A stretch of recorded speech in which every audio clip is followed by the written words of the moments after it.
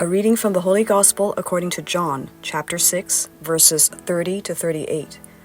The passage is taken from the Message version of the Bible.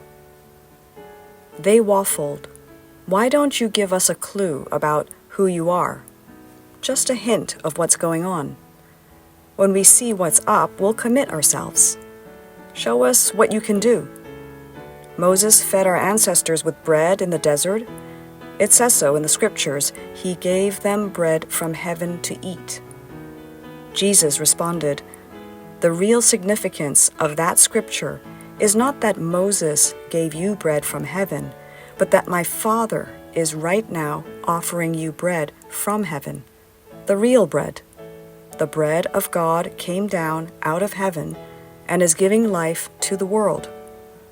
They jumped at it. "Master, give us this bread now and forever." Jesus said, "I am the bread of life.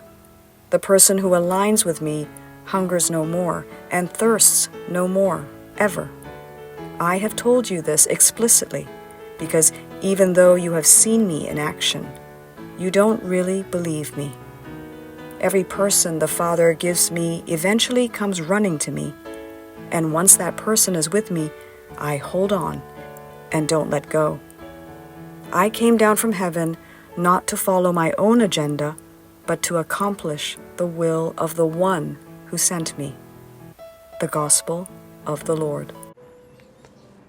Good morning. I am Father Joseph Matthew, and this is Coffee with God. Today we reflect on the Holy Gospel according to St. John chapter 6, verses 30 to 35. The bread of life.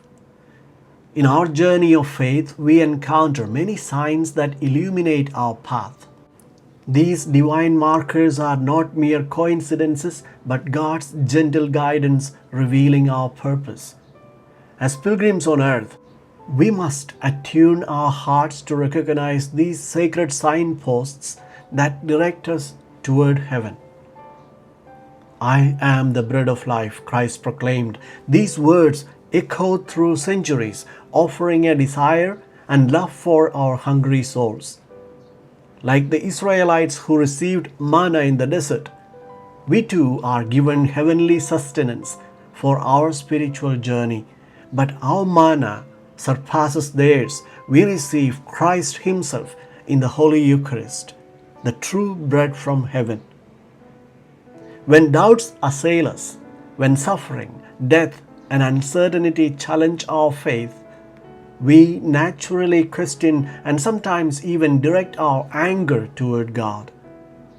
In these moments of spiritual drought, we must remember to view life's glass in its entirety, not merely focusing on what seems empty.